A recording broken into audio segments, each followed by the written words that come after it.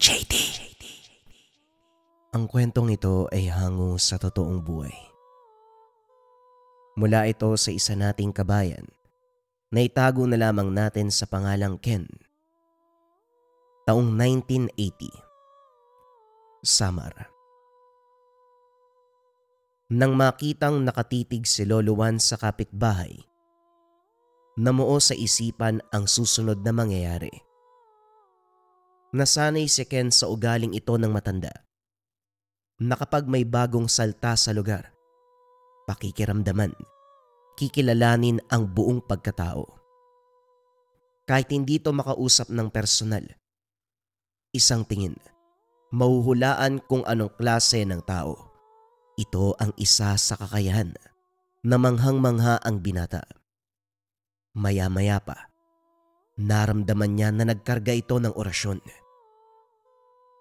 Si Lolo talaga oh. Kakalipat lang ng kapitbahay natin eh. Alam ko yung ginawa mo Lolo ah. Huwag mo nang itanggi. Wika ni Ken. Hindi naman ako nagpapataw ng kung anong orasyon, nagdasal lang ako. At saka, bakit ba palagi kang nagbabantay? Unahin mo ang gawaing bahay. Marami pang hugasin doon sa lababo. Yon ang atupagin mo. Tapos na Holo. Ako pa. Nga po pala Lolo. Pinapasabi ni Mang Roel kung pwede raw pong agahan yung panghihilot. Karawan po kasi ng apo niya eh. Kinakailangang pumunta sa kabilang sityo para sa pagdiriwang. O sige, ihanda mo na ang mga gamit. Anong oras na rin eh? Para mapabilis sa gubat naman, nauna si Lolo Juan. Tahimik na nakasunod si Ken. Habang naglalakad, napansin ng binata na merong aninong nakasunod. Iba ang pakiramdam kaya hindi nilingon. Pinagmamasdan lamang ito sa sulok ng mga mata.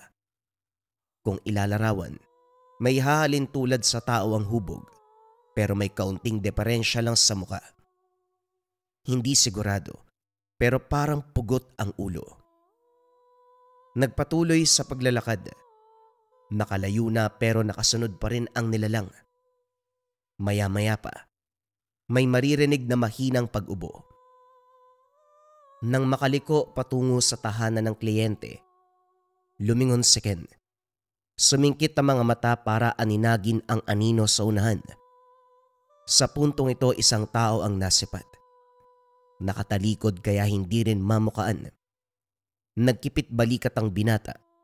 Tumuloy na sa paglalakad. Habang abala si Lolo Juan sa paghihilot, binuhos naman ni Ken ang atensyon sa pagpapatoka ng manok. Maraming alaga ang kliyente nilang ito dahil isang negosyante. Kakilala na rin kaya pinayagan siyang makialam sa mga bagay-bagay. Sa kalagitnaan, napansin ang pabalik-balik na daan ng isang lalaki. Natigilan ang binata dahil kahubog ng anino doon sa gubat. Naiba lang sa muka dahil mas bata at maitim ang buhok. Dumagdag sa pagtataka ang kilos. Walang emosyon. Diretso ang tingin at lakad ng lakad. Pagdating sa unahan bigla itong liliko at babalik ng daan. May mga bata sa tabi ng daanan. Tatakbo ang mga ito kapag malapit na ang lalaki. Makikita sa mga muka ang takot. Sa kuryosidad lumapit si Ken. Pero sa puntong ito, lumayo na ang lalaki. Tinanong ang isa sa mga bata. Aniya parang patay ang lalaki. Walang emosyon ng muka.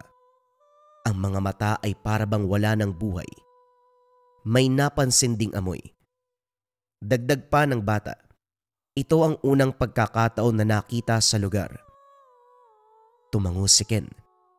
Sinubukang sundan kaso bumalik ng daanan matapos makita ang makapal na kakahuyan. Pagbalik sa tahanan ng kliyente, tapos na ang panghilot.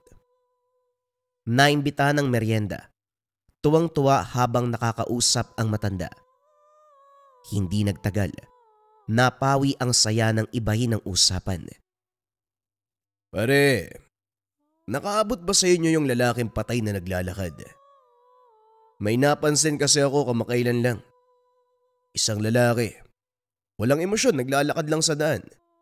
Kapag papansinin mo, matatakot ka na lang kasi babalik ng babalik eh. Tapos nung binaliwala ko na, parang nakita ko walang ulo. Hindi ako sigurado pero yon ang figura na nasipat sa sulok ng paningin eh. Ay naku, nakakakilabot talaga. Baka kamumulto lang yan. Malapit na ang araw ng mga patay ang sabi ng nakakatanda. Malaki ang tsansa na magparamdam ang mga kaluluwa, lalong-lalo na kung walang nakakaalala. Bukod pa riyan, 2 gabi ako nakaranas na mayroong sumusunod. Bilang ko talaga kasi nung gabi na bumisita ako sa apo ko. Tapos yung pangalawa, ginabi ako sa sabungan. Nako, duda ako na aswang yun. Naisip ko nga na baka iisa yung lalaki naglalakad at yung aswang eh. Hindi naman malala ang sakit ko sa atay pero eto, nakakaranas naman ng pangaswang. Suriin mo kaya yung kalagayan ng sakit ko. Baka konektado eh. Malala na ba? Ay, nako. Manahimik ka nga. Bumubuti nga sa paglipas ng panahon eh. Malala ka dyan. Huwag ka na lang lumabas sa gabi para hindi mo nakakasalamuha yung lalaki at yung aswang. Kung ano-ano yung iniisip mo. Wala namang problema. Nagkakaroon ka ng problema dahil dyan sa utak mong malikot. Sa kabila ng sinabi ni Lolo Juan, napansin ni Ken na iba ang pinaywatig ng muka. Halata sa mga mata na napaisip, sumusulyap na rin sa labas. Maya-maya pa, inaya sila ni Mang Lindo na sumama na lang sa kabilang sityo, makikiisa sa pagdiriwang. Kagad namang pumayag si Lolo Juan.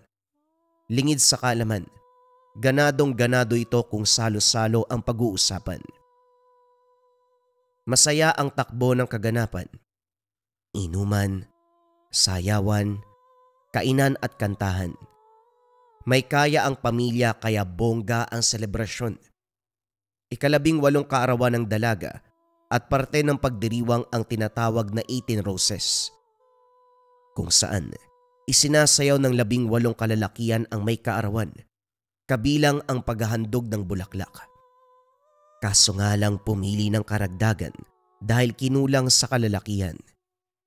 Isa sa nahugot si Ken. Kinabahan ng binata dahil bukod sa hindi marunong sumayaw, maraming tao at hindi kilala ang may kaarawan. Napilitan, nilunok na lamang ang hiya, alang-alang kay Mang Lindo.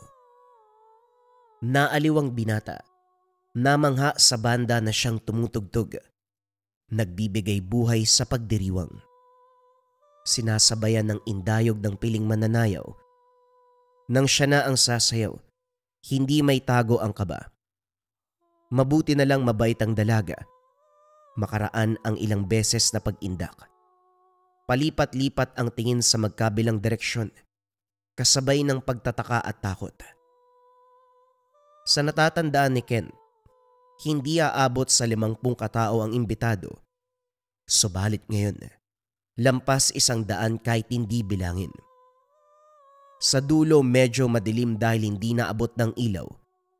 Maraming anino sa baging iyon. May kanya-kanyang grupo na akala mo nag-iinuman. Kagad nilapitan si Lolo Juan para sabihin ang natuklasan. Alam ko, may nakisaya sa pagdiriwang na ito. Huwag kang magpapalata. Baka malala ang abutin natin. Alam mo na ang gagawin. Hinugot ni Ken ang pulang patadyong, pasimpleng pinulupot sa bewang. Isa itong kapiraso ng tela na ginagamit ng iilang katutubo bilang parte ng kasuotan. Pero sa kasong ito, ginagamit bilang sabulag. Pagkatapos sa sarili, nilapitan ng dalaga. Nagdailan si Ken, sinabing regalo ang patadyong. Humingi ng permiso at siya mismo ang nagkapit sa bewang ng dalaga. Sinabihan na huwag tatanggalin hanggat hindi pa sumisikat ang araw. Ginawa ng kwento upang mapaniwala. Hindi lang kaperasong tela ang patadyong na dala ngayon. May basbas ito ni Lolo Juan. kabilang ang malakas na sabulag. Hindi mawawala sa daladalang bayong saan man magpunta. Pagkatapos masiguradong ligtas sa mga mata ng hindi imbitadong bisita, bumalik si Ken sa tabi ni Lolo Juan. Sinabihan na rin ng matanda si Mang Lindo tungkol sa panauhin. Kagad naunawaan.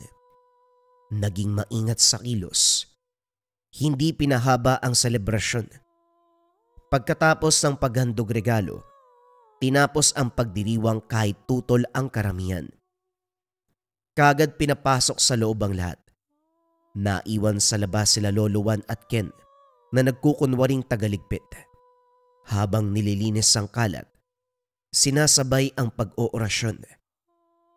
Maya-maya pa, dahan-dahang nawala ang hindi imbitadong mga bisita. Saka lang nakahinga ang maglolo. Sa pag-uwi muling natigilan ng may dumaan sa himpapawid. Sa sobrang bilis kumaluskos ang mga dahon. Hindi man malinaw na nasipat, mailalarawan naman ang hugis. Parang higante na merong pakpak. Nang ibaling ang pansin sa unahan, bumungad ang nilalang. Hugis tao ang katawan, pero may malapad na mga pakpak. Hindi ko naman inaasahan na makakasalubong si Satanas ngayong gabi. Ano? Nainip ka ba sa impyerno? Kaya naglakwatsa ka muna dito sa lupa? Hoy, kung makapagbiro ka parang tropa mo lang ah. Umayos ka nga. Hindi pangkaraniwang nilalang ang nasa harapan natin. Umabante ang matanda. Sinubukang hulaan ang kasunod na magaganap. Kagaya ng inasahan, sumugod ang nilalang. Kagad hinugot ang itak. Inabot naman ni Ken ang buntot pagi na nakuha mula sa bayong. Matapos maituwid, walang pasabing hinagupit. Hindi nakalapit ang kalaban, panay ilag sa latay ng mga sandata. Gayunpaman, pinilit kumuha ng tiyempo, bagay na hindi hinayaan ni Lolo Juan. Hindi nagtagal nadaplisan din. Kaunti lamang ang sugat pero kung humiyaw animoy nahati ang katawan. Walang pagdadalawang isip na lumipad palayo. Nakahanda na sana si Ken sa paghabol pero natigilan ng tumingala si Lolo Juan. Lo, hindi ba natin nahabulin? Hayaan na lang natin makatakas. May pakpak ka ba para sundan yon? Hindi na natin matanaw eh. Tapos may balak ka pang sumunod. Napakurap si Ken. Maya-maya pa nakaramdam ng hiya. Ang hilig talaga mambara nito ni Lolo eh. Tara na nga po. Malamig na dito sa labas. Kinabukasan nabungaran ang matanda. Nakaupo sa harap ng bintana habang nakatitig sa kapitbahay. Paulit-ulit na bumubuka ang bibig. Iba't ibang uri ng dasal ang binibigkas. Sa kuryosidad, maging si Ken napukaw ang interes kung sino ang nakatira sa kabilang tahanan. Upang masagot ang katanungan, sinadyang mag-igib ng tubig sa may poso kung saan malapit sa bahay na iyon. Habang nag-aantay pa sila, pinagmasdang maigi ang tahanan. Payapa namang tignan ang mag-asawa kasama ang sanggol na anak. Nakikihalubilos sa mga tao. Nakikipag-usap na akala mo matagal nang magkakakilala. Pero may usapan mula sa matatanda na pumukaw ng pansin. Ayon sa narinig, bigla na lang dumating ang mag-asawa.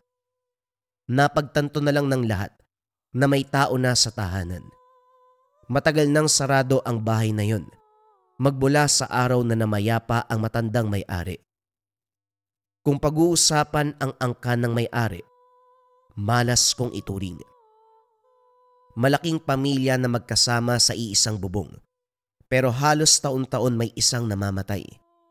Biglaan ang kamatayan, hindi nakaranas ng karamdaman o nagkakasakit. Namamalayan na lang na hindi na humihinga. Ang sabi ng nakakatanda, sa lupang tinarikan ng bahay ang problema, duda na pinamamahayan ng iba't ibang elemento nung unang panahon. Nakatali ang sumpa, sa sino mang maninirahan sa lugar. Hati ang paniniwala ng mga tao. May sumasang-ayon at meron ding hindi. Narinig na ito dati ni Ken pero ngayon lang nabigyan ng pansin. Pagkatapos ng sadya sa lugar ay umuwi na ng tahanan. Sakto namang naabutan si Lolo Juan, naghahanda sa muling pag-alis. Habang naglalakad sa daan, hindi maiwasang tumigil nang mapansin ang pagsutsot ng kung sino. Biglang nagtayuan ang balahibo sa katawan nang matanaw sa unahan ng lalaki. Ito yung lalaki na naglalakad na walang emosyon. Binilisan ng hakbang, nanatili sa tabi ni Lolo Juan. Nang tumapat sila sa lalaki, nagtanong ang matanda. Iho, pasensya na kung maaabala kita. Magtatanong lang sana kung may alam kang halamang gamot sa matinding pananakit ng tuhod. Hindi halata pero ang sakit nung sakin eh. Yung bulaklak ng lunaria kaya. Sakto naman, kabilugan ng buwan mamayang gabi. Wika ni Lolo Juan. Kunot noong tumitig si Ken sa lalaki. Nagkaroon ng emosyon ang mukha nito. Takot ang mababanaag. Walang sabi-sabi. Bumilis ang lakad. Sumuot sa masukal na bahagi. Lo, ano yun? Bakit natakot bigla? Nagtanong ka lang naman ah. At saka, ano yung bulaklak ng lunaria? Ano namang kinalaman sa kabilugan ng buwan mamayang gabi? Bulaklak ng engkanto ang isang lunaria. Lumalabas lamang tuwing kabilugan ng buwan. Naalala mong bisita sa karawan ng apo ni Paring Lindo, kauri ng lalaking iyon. Sa pagtatama hindi siya tao, isa ring engkanto. Gumagala para makakuha ng kaluluwa na madadala sa mundo nila. Hindi nakakapagtaka, maraming sakiting matanda sa lugar kaya dito nagmamanman. Halika, malayo pa ang lalakbay natin. Napahanga na lamang si Ken. Sa pagkakakilala rito, isa lamang manghihilot pero saksakan ng kaalaman patungkol sa ganitong usapin. Pagdating sa tahanan ng kliyente, sinimulan kagad ni Lolo Juan ang panghihilot. Bagaman tutok sa trabaho, kapansin-pansin na hindi komportable. Panay ito sulyap sa bayong na naglalaman ng kagamitan. Nagbibilang ng oras, sasabayan ng pag-usal ng kataga. Mabilis natapos kumpara sa nakasanayan. Nang makaharap na ang kliyente, dito nalinawan si Ken. Hindi pangkaraniwan. Nakipagtitigan kay Lolo Juan. Ganon din ang matanda. Wala ni isa ang nagsalita. Sa tindi ng titigan, animoy tutunawin ang isa't isa. Maya-maya pa nagpaalam na sila. Habang lumalakad palayo, panay lingon si Ken. Hinatid lamang sila ng tanaw ng kliyente. Sa puntong ito, napansin ng binata na hindi nag-iisa ang lalaki sa tahanang iyon. Ngayon kasi, may mga hubog sa likuran. Hindi rin masabing tao dahil hindi ganon ang pinapaiwatig na presensya. Lolo, parang hindi na tao yung pinagsisilbihan natin ah. Yung kanina, engkanto po yun ano? Mabuti naman at mabilis kang makaunawa ng sitwasyon. Oo, engkanto yon at hindi nag-iisa ang lalaki. Marami siyang kasama pero nagtatago. Hindi naman talaga hilot ang sadya nun eh. Sino ba namang engkanto magpapahilot, hindi ba? Humiling lang ng kasunduan. Siguradong alam niya na dati ako nakapuksa ng kauri niya kaya naninigurado. Kung hindi naman sila mangingialam sa mga tao at hindi makakarating sa akin ang kasamaan nila, walang problema. Lo, malinaw na sa akin na hindi ka lang manghihilot. Pati engkanto nakakausap mo eh. Ang angas lang kasi. Walang nagsasalita pero nagkakaintindihan kayo. Wala kasi ako magawa nung kabataan kaya inaral ko ang ganitong bagay. Sa kabutihang palad, nagbunga rin ang pagsisikap. Pero hindi ko may pagmamalaki. Hindi pangkaraniwang nilalang ang nakakahalubilo ko. Pag-iisipan pa akong baliw. Marami pa namang hindi naniniwala sa ganito. Ang kailangan mo lang naman po yung naniniwala sa inyo eh. Yung hindi, edi wag nang pilitin. Nagtawanan ang maglolo pero kagad ding naudlot nang may lumitaw sa daanan. Direkta itong nakatitig kay Lolo Juan. Umusal ng salita ang matanda. Maya-maya pa nag-uusap na ang mga ito. Mahabang katahimikan ang pumagitna. Nanatiling nakatitig sa isa't isa ang matatanda. Hindi nagtagal lumakad ang panauhin. Sumunod naman sila Lolo Juan. Dinala sila nito sa kabundukan kung saan sa ibaba nito makikita ang nag-iisang kubo. Tanaw mula sa kinakatayuan ang babaeng nakaupo sa bakuran. May yakap-yakap na sanggol sa bisig. Iniibig ko ang babaeng yan, pero wala akong magawa para pawiin ang lungkot. Ilang araw nang namatay ang bata pero hawak-hawak niya pa rin. Ayaw ihiwalay. Ayaw ipalibing. Pinabayaan siya ng asawa niya. Pinag-isipan pang baliw. Hindi matatawag na baliw ang ina na nalunod sa pigati at lungkot dulot ng pagkawala ng anak. Tulungan mo siya. Ipapangako kong ibibigay ang anumang gustuin mo. Pambihira ka naman. Akala ko kung anong tulong. Isa akong manghihilot. Ipapahilot mo sa akin yung patay. Kahit buong katawan pa yung hilutin ko, hindi na yan makakabalik eh. Tulungan mo siyang ipaunawa ang sitwasyon. Kumbinsihin mong ipalibing ang bata. Tulungan mo siyang makabangon sa kalungkutan. Ay nako, hindi ako marunong mangumbinsi. Hayaan mo na lang ang babae. Kapag tapos na siya magluksa, babalik din yan sa katinoan. Nasaan ba yon? Nagsasalita pa ako eh. Napakamot sa ulo si Lolo Juan. Biglang naglaho ang kausap. Kahit si Ken na nasa tabi lang naman sana, hindi napansin ang pag-alis. Wala na rin silang nagawa, kundi sundin ang kagustuhan ng engkanto. Hindi madali ang sitwasyon, parang nakikipag-usap sa tuod. Hindi mawari kung naririnig ng babae ang sinasabi o sadyang wala na itong pakialam sa paligid. Mag-isa, kaya sinamahan na lamang sa oras na napansin ang kanilang presensya. Pinaliwanag ni Lolo Juan ang sadya. Sa kabutiang palad naintindihan ng ginang ang punto. Minadali na maglolo ang trabaho. Matapos tumango, pinalibing kagad ang sanggol bago magbago ang desisyon ng ginang.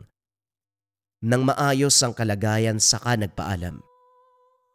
Pinuntahan ang daanan kung saan unang nakita ang engkanto.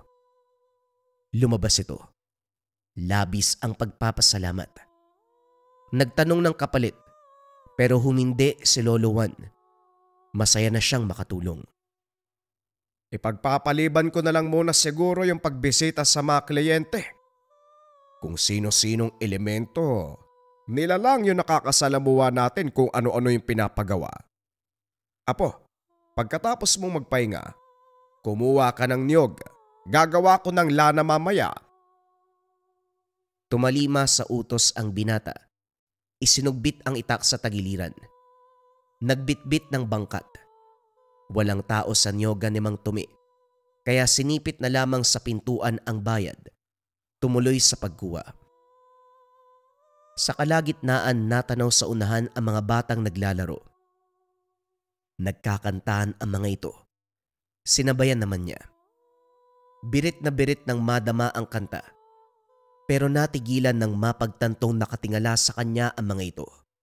Nang aninagin kamuntikang mahulog. Dahan-dahang bumaba ng puno. Naglakas loob tignan ng mga bata. Kaagad ding nag-iwas nang mapansing masama ang titig. Matapos pasanin ang bangkat ng mga nyog, nagmamadaling umalis. Umabot sa tahanan ang kaba. Hindi mapakali. Tinawag si Lolo Juan para pagpagan siya. Inihipan ng dasal. Maya-maya pa gumaan ang pakiramdam. Ikaw kasi, basta-basta ka nakikisabat eh. Hindi mo naman sila kakilala, ayan tuloy ang inabot mo. Mabuti na lang, hindi ka pinagdiskitahan ng malala. Kapag nagkataon, ay nako, ewan ko na lang. Ordinaryong bata kasi kung titignan eh. Sa ako lang napagtanto na engkanto pala. Kapag bumaba sila sa lupa, bakit nakikigaya ng itsura? Nakakalito tuloy. Kung wala kang alam, hindi mo malalaman kung tao ba yan o ibang nila lang. Alangan namang ibalander nila ang tunay na muka. Kapag nangyari sa tingin mo, malaya silang makakakilos. Nakakatakot ang wangis nila, kaya nakikigaya ng itsura sa tao para makapagsabayan. Biyakin mo nga mga nyog. Ihanda ko sa kusina ang iba pang sangkap. Iwinaksi ng binata ang kaganapan. Tumulong sa paggawa ng lana.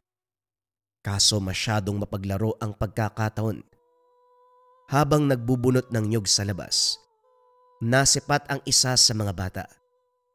Masama ang titig na parabang nang lalamon ang tingin. Hindi lang yun. Bumubuka ang bibig. Naanimoy nagpapakawala ng orasyon. Mabuti na lamang alisto si Lolo Juan. Pasimpleng sinita ang bata. Pero imbis na lumayo ay lumapit pa. Bata, sige na. Bumalik ka na sa mga kasamahan mo. Huwag ka na mag-aksaya ng oras dito. Huwag matigas ang ulo. Baka hindi mo magustuhan ang gagawin ko. Sa halip na makinig, patuloy sa pagakbang ang bata. Lumilinaw sa pandinig ang sinasabi, kaso hindi maintindihan ang lengguwahe. Maya-maya pa nakaramdam ng pananakit ng ulo si Ken. Naduduwal. Nagsusuka ng laway. Matindi ang hapdi ng kaloob-looban. Nangangamoy panis ang suka.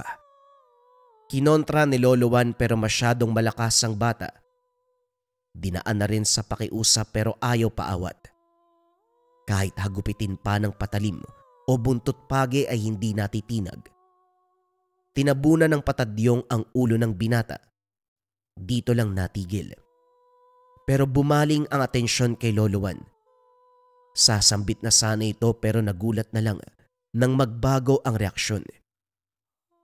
Sinundan nila ang tinitignan. Natanaw si tandang ito. Nakuha sa titig ang bata. Nagmamadaling umalis. Pasensya ka na kung masyadong pasaway ang kauri ko. Unawain nyo na lang, bata kasi. Hindi kayo nagbigay ng hiling matapos tulungan ang inibig kong babae. Hayaan nyo na lang akong ibalik ang kabutihan sa pamamagitan ng pagtulong kagaya ng sitwasyon kanina. Ikaw ang bahala, pakisabi na lang din sa kauri mo. Kung maaari, huwag pagdiskitahan ng apo ko. Bata lang din yan eh. Kawawa naman kung magdudusa. Halika, tuloy ka sa tahanan namin. Maliit pero payapa. Lumipas ang maghapon na puro kwentuhan ang mga ito. Habang tumatagal parang naging tao na rin si tandang ito. Iba ang presensya. Ito ang tipo na kayang iparamdam na hindi siya naiiba. Sa kalagitnaan na pako ang tingin sa kabilang bahay. May pinapaiwatig ang bawat tingin. Sa kuryosidad, inantay ni Ken kung ano ang sasabihin. Nagulat ang binata dahil makalipas ang ilang sandali. Alam ng matanda ang pangalan ng mag-asawa, maging ang pangalan ng bata. Kasama dito ang araw ng pagdating at kalagayan ng lupa na tinitirikan ng bahay. Namangha si Lolo Juan, pero ang kasunod nitong sinabi ang pumukaw ng pansin. Bantayan mo ang tahanang yan. Hindi magtatagal. May sakunang darating sa buhay nila, kagaya ng palaging nagaganap. Hindi madaling pakisamahan ang elemento dyan. Kaya sino man ang maninirahan, kamatayan ang kakantungan. O tapos, bakit mo sinabing bantayan? Ano naman ang mapapala namin? At saka, Hindi ko galing mangialam sa buhay ng iba. Maliban na lang kung hihingiin ang tulong ko. Dahil sa oras na mangyari yon, malaking papel ang gagampanan mo. Natahimik si Lolo Juan. Malalim ang paghugot ng hininga. Magsasalita na sana pero biglang naglaho si Tandang Ito. Napailing na lamang ang maglolo. Sa kabilang banda, napaisip si Lolo Juan sa sinabi nito. Naging balisa kakaisip. Umabot sa punto na hindi mapakali. Binibisita ang mag-asawa. Inaalam ang kaganapan sa buhay ng mga ito. Nagdulot ng pagtataka pero sinagot naman bawat tanong. Nilinaw na walang masamang intensyon. Pinadama na hindi lang sa salita, kundi pati na rin sa gawa. Para hindi madagdagan ang pagdududa, nag-alok ng hilot. Sumakto naman na may karamdaman sa binti ang mag-asawang lalaki. Pinsala sa pagiging basketballista. Walang sapat na pera pang opera, kaya iniinda hanggang sa panong ito. Ginawa naman ni Lolo Juan ang makakaya para maagapan ang kalagayan. Sa husay sa pangihilot, nakuha ang tiwala ng mag-asawa. Tuluyang nabura ang duda ng mga ito. Hinayaan si Lolo Juan na maglabas-pasok ng tahanan. Dito nagkaroon ng pagkakataon ang matanda na masuri ang loob. Hindi pangkaraniwan ang ora ng paligid. Yung tipong siksikan kahit wala namang tao. Hindi ordinaryo ang bigat ng hangin. Paminsan-minsan, biglang nangangamoy. Samyo na mahirap ipaliwanag. Tuwing sasapit ang 3:00 at 6:00 ng hapon, kapansin-pansin ang pangyayari. Hindi mo direktang makikita pero mararamdaman na maraming naganap. Takbuhan, bulungan, pabalik-balik ng daan, may bigla pang sumusutsot. May manghihipo. Nang kausapin ang mag-asawa tungkol dito, nasanay na rin sa kababalagan dahil hindi nalalayo sa dating tinirahan. Inugali na lang ng mga ito na magdasal. Sa kabutiang palad ay hindi naman sila nasasaktan. 10 oras ng gabi nasa labas pa rin si Lolo Juan. Nakatitig sa kapitbahay. Sa itsura pa lang, halata ang pag-iisip ng malalim. Pasimpleng nagbiro si Ken. Lo, kung paligsahan ng pag-iisip, ikaw ang mananalo eh. Ang lalim. Baka naman po binibiro lang kayo ni Tandang Ito. Parang wala namang mangyayari sa kapitbahay natin eh. Huwag tayong papakasiguro, Apo. Kapag elemento o nilalang ang nagsabi, hindi sila nagsisinungaling. Isa pa, nararamdaman ko ang kabutihan ng engkanto. Malayong gagawa yan ng kwento para isahan ako. Subukan lang niya, may kalalagyan siya sa akin. Kung sa bagay, mahirap pa naman kayo kalabanin. Wala kayong sinasanto eh. Nang mga sumunod na araw, hindi na nakita si Tandang Ito. Payapa rin sa kabilang tahanan, kaya nagpasya si Lolo Juan, isang tabi muna. Ginugol niya ang oras sa pagpunta sa mga bahay ng kliyente. Ganon ang kaganapan sa paglipas ng buwan. Marami rin ang nangyari dahil sa tuwing gagabihin sa pag-uwi, may nagpaparamdam sa daan. Minsan haharang para manakot. May pagkakataon na napapalaban. Sa kabutiang palad nakaligtas naman. Kasalukuyang hinihilot ni Lolo Juan ang kliyente. Tahimik na nagapunan sa bakuran si Ken. Sa kalagitnaan natanaw ang anino sa puno ng nyog. Nasa itaas mismo. Hindi nagtagal na alerto ng mapagtanto kung ano. Nagmamadaling pumasok para sabihan si Lolo Juan, kaso hindi magawang istorbohin. Sarado ang kwarto, kasalukuyang nagkakarga ng orasyon. Nang silipin ang labas, naroon pa rin ang nilalang. Nanatili na lamang sa loob ang binata. Makaraan ng ilang sandali muling sinulyapan ng puno. Hindi makapaniwala dahil naroon pa rin ang halimaw. Gumagalaw na ang pakpak. Dito naalala ang nakasalubong na aswang nung nakaraan. Samot-saring kaisipan ang bumabagabag sa sandaling ito. Parang kami yata ang sadya. Sino ba naman kasi yan? Hindi yata nadala sa ginawa ni Lolo. Hoy Apo, nagsasalita ka ba mag-isa? Kagad sinabi ni Ken ang tungkol sa aswang. Inakala ng binata sa tahanan ng kliyente magpapalipas ng gabi para makaiwas. Sa halip, nagpaalam pa ito at tinahak ang daan pauwi. Panay lingon si Ken. Nakasunod ang nilalang. Kalmado naman si Lolo Juan pero nakahawak na ng sandata ang magkabilang kamay. Kagaya ng inasahan, humarang na ang halimaw. Sa puntong ito ay kagad na sumugod. Nagkarga na ng proteksyon si Lolo Juan sa sarili. Tinalasan ang paningin. Sinisiguradong bawat hataw ng itak at buntod pagi direktang tatama sa kalaban. Nagawa naman. Matapos ang ilang hagupit, umatras ang nilalang. Hindi muna tinuluyan, tinatansya pa ang galaw. Paika-ika itong naglakad. Sinundan ng maglolo hanggang sa bumungad ang kubo sa unahan. Nasa kalagitnaan sila ngayon ng palayan. Mula roon may nag-aantay na tao. Naging alerto sa pag-aakalang patibong. Pero ibinaba ang sandata ng mapagtanto kung sino. Si Tandang Ito. Nagulat nang magpalit anyo ang aswang. Ito yung kapitbahay na lalaki. Anak dang, anong ibig sabihin nito? Sandali, niloloko niyo ba kami?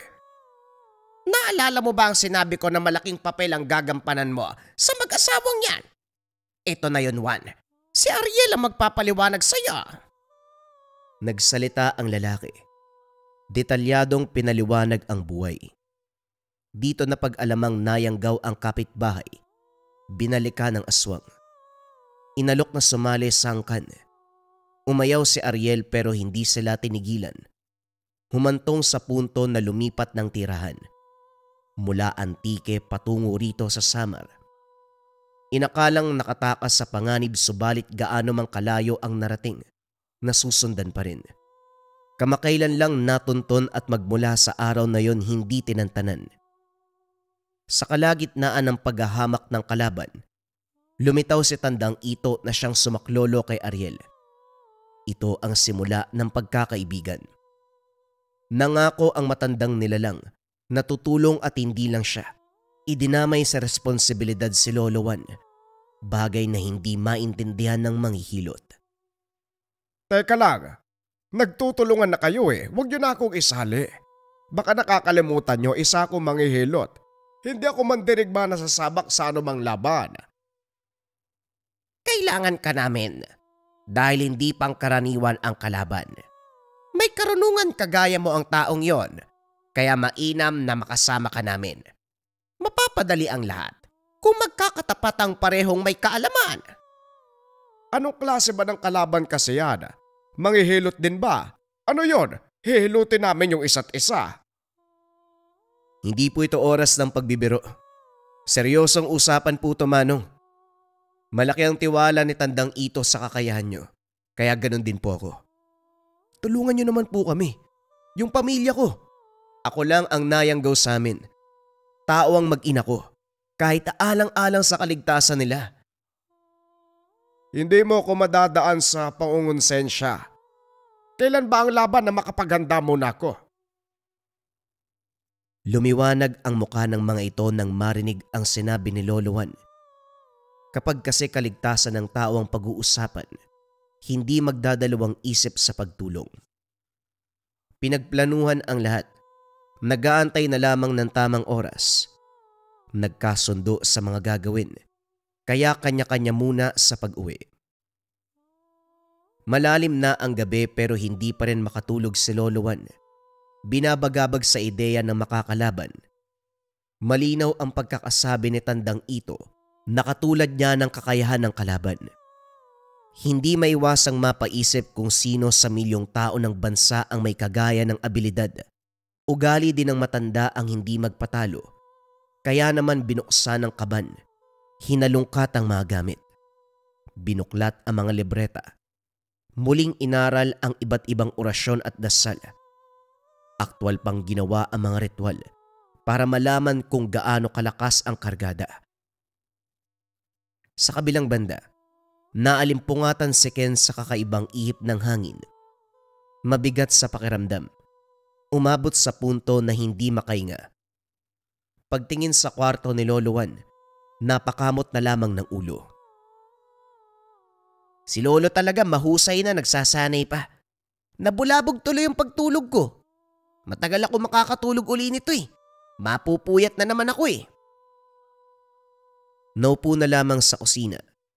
Pinagkaabalahan ang natirang pagkain. Sa kalagitnaan nasipat ang nakasabit na lana sa dingding. Mabilis ang pagkulo. Otomatikong bumunot ng patalim. Binulabog ang pagsasanay ni Lolo Juan. Alisto ang maglolo. Nakiramdam sa takbo ng paligid. Nang nasa malapitan ng presensya. Nagsambit ng orasyon ng matanda. Dahan-dahang lumabas para maghanap. Bumaba na rin si Ken. Inilibot ang paningin. Hindi nagtagal natanaw din ang nilalang. Sa kilos ito parang sila talaga ang sadya. Mabilis tumakbo. Lilingon pagdating sa unahan. Tinitignan kung nakasunod ba sila o hindi. Nang mapansin ito ni Lolo Juan, pinabalik si Ken. Tumalima. Walang tanong-tanong. Sinundan ni Lolo Juan ang aswang. Dinala siya sa kagubatan. Habang tumatagal kapansin-pansin ang kakaibang ihip ng hangin. Huminto pagdating sa unahan.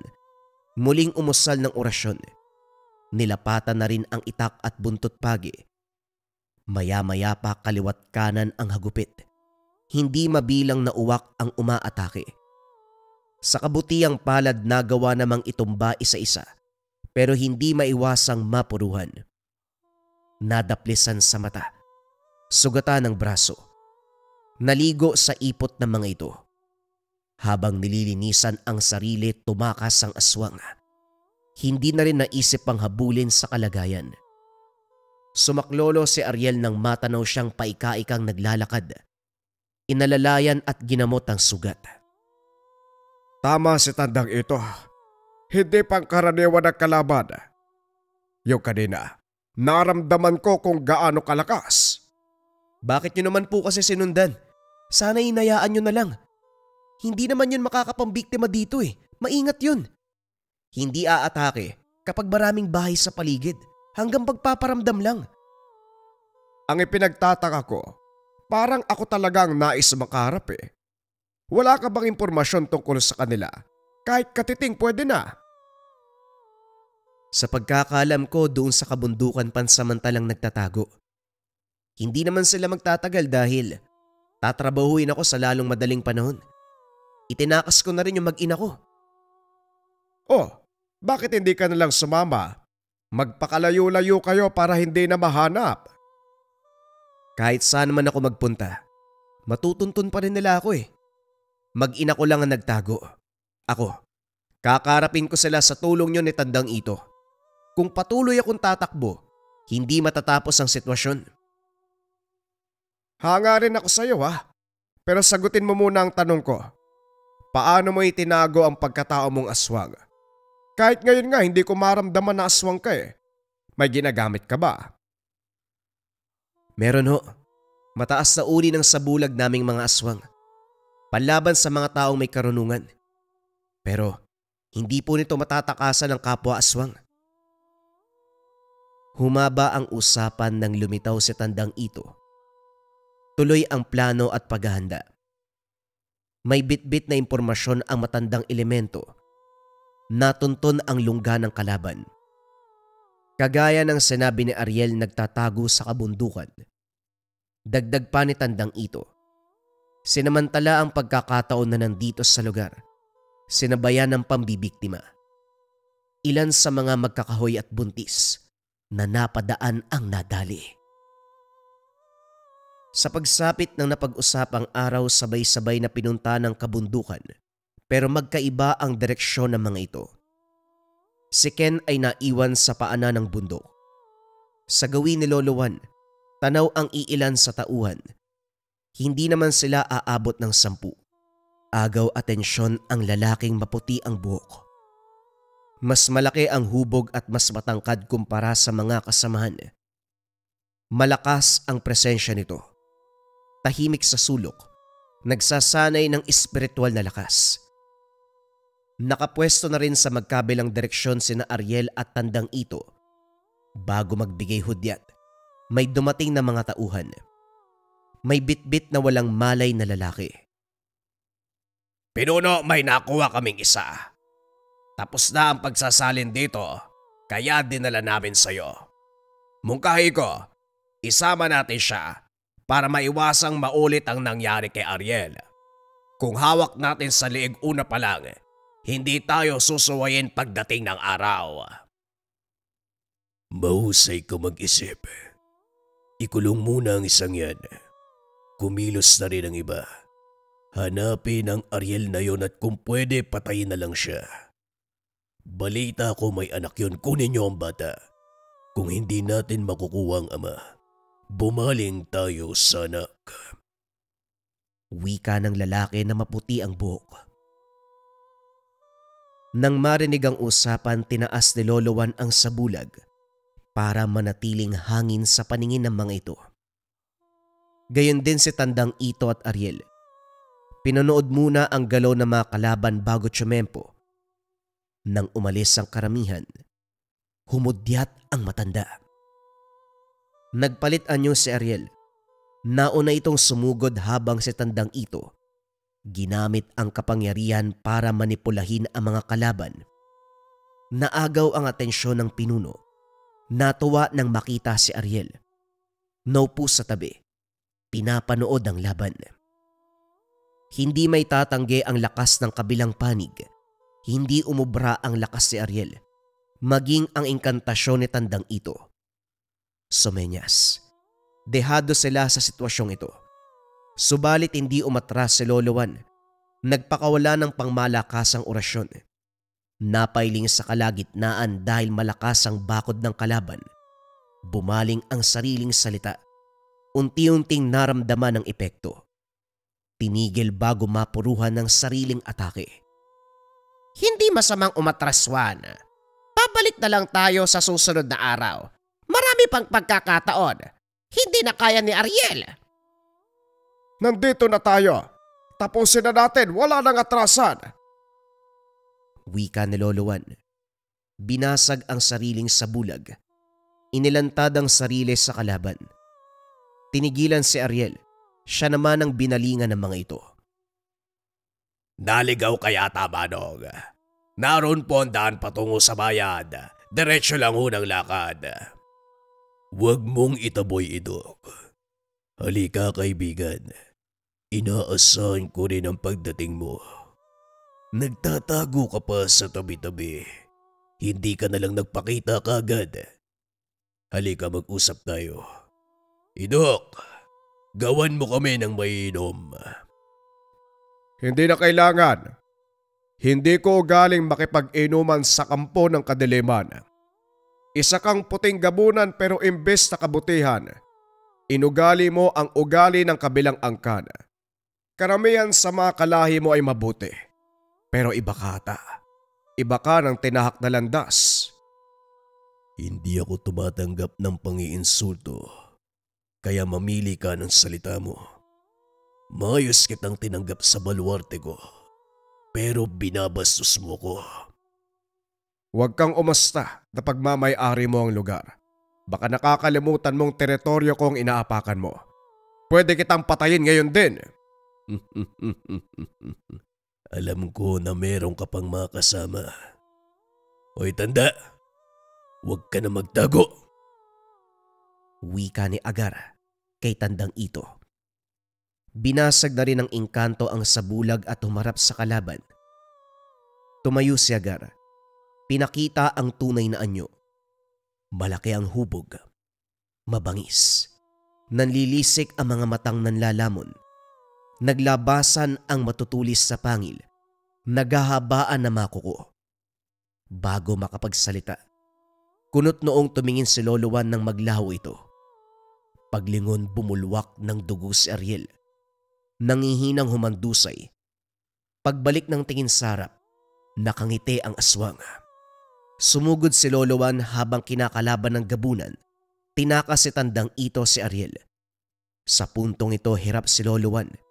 Tinatamaan ng bawat atake ng halimaw. Gayunpaman patuloy ang pakikipaglaban. Ibinida ang buntot pagi at itak. Pero isang taga tumilapon ang patalim. Sugatan ng kamay. Siya ang tinamaan ng sariling atake. Maya-maya pa'y sakal-sakal. Ilang ulit binalibag. Ginawa na lamang laruan. Hinagis ng hinagis. Pinagsusuntok. Ninakawan ng lakas. Hindi nagtagal habol hiningang humandusay. Hindi ko inasahan na magkakaroon ng magandang laban. Matagal na panahon na nang muli kong maramdaman ng ganito. Antingero ang nakalaban ko pero walang binatbatang malakas na tangan. Durog ang medalyon maging ang antingero. Nais ko sanang gawin sa'yo kaso ordinaryong tao ka lang para sa akin. Wala ka namang tangan. Ang meron lang orasyon. Dasal, itak at buntot pagi. Isama mo na ang kayabangan. Masyado kang bilib sa sarili mo. Ang lakas mong makasugod, hindi mo naman ako kakayanin. Balita ko may nag-iisa kang apo. Ganito, papalampasin ko ang ginawa mo alang-alang sa apo mo. Nakita ko ang sarili ko sa kanya. Lolo ko na lang ang kasama ko noon, kaso biglang nawala. Hindi biro ang kalungkutan ng mawalan, kaya hindi ko gagawin sa apo mo. Isipin mo na ayaw kong maranasan niya ang lungkot na bumalot sa akin noon. Nakakamatay ang pakiramdam. Pasalamat ka dahil pareho kami ng sitwasyon. Kung hindi, pinatay na kita. Wala akong pake sa kwento mo. Hindi dahil wala akong medalyon kagaya ng antingero, sasabihin mong mahina ako. Hindi mo ako kilala. Kaya huwag kang magsasalita ng tapos. Mula sa kalayuan, maririnig ang ingay ng mga uwak. Direktang sumugod sa aswang. Hindi nakapalag dahil bawat tuka naglalabas pa ng itim na likidong lason. Nang tapos na sa pagsugod ang mga uwak, tumayo si Lolo Juan. Pinulupot ang buntot pagi sa leeg ng halimaw. Habang ginagawa ito, ginilitan ng leeg, pinugutan, sabay bumagsak. Pero sa pagkakataong ito, dinaig ang kalaban. Ang mga tauhan ni Agar na nag-aantay lang sa hudyat, binalot ng takot at kanya-kanya sa pagtakas. Binitbit ang ulo ng kalaban pababa ng kabundukan. Nakahinga si Ken ng matanawang lolo. Lalapit sana kaso natigilan ng makita ang dalang ulo. Umiwas siya ng ihagis ito. Sa utos ng matanda, binalot ang ulo at isinilid sa selyadong kaban. Kasalukuyan ding ginagamot ni Tandang Ito si Ariel. Malala ang pinsala. Nag-aagaw buhay. Binuhos ng matanda ang buong lakas at karunungan sa paglunas. Nakakapanabik ang resulta dahil ilang oras ang lumipas wala pang malay. Hindi tinanggal ni Tandang Ito ang palad sa noo. Kapansin-pansin na rin ang pangihina ng matanda. Lo, tumawag na po tayo ng ibang manggagamot. Yung talagang makakapaglunas sa buhay. Buhay ni Ariel. Teka, buhay? Buhay siya! Buhay nga! Napakadaldal mo kasi. Buhay na eh! Natuwa ang lahat ng magmulat si Ariel. Naisalba ang buhay pero nangihina pa rin. Nang makita ito ni Tandang Ito, kagad siyang bumalik sa sariling mundo upang magpagaling. Nang mga sumunod na araw walang hanggan ang pagpapasalamat ni Ariel. Nangakong tatanawing utang na loob ang pagtulong. Hinatid nila ito sa probinsya kung saan nagtatago ang mag-ina. Lo, hindi po pa delikado sa mag-ina ang pagbabalik niya. Aswang siya tapos tao yung asawa't anak niya. Baka mawaan. Malala pa yung gawin niya yun. Problema nila yon bilang pamilya. Labas na tayo sa ganyang usapin. Halika, magbadali na tayo sa pagpunta ng terminal. Baka hindi natin maabutan. Habang nasa biyahe, hindi maiwasang matuwa ni Ken. Sa kabila ng kaganapan, nagawa pa ring makaraos. Sino ba namang mag-aakala na ang isang manghihilot kayang-kayang makipagsabayan sa mga engkanto't nilalang? Si Lolo Juan, kilala bilang mahusay sa pagpapagaling ng mga pilay, sakit ng katawan. Meron palang tinatagong lakas bilang manunugis ng mga aswang.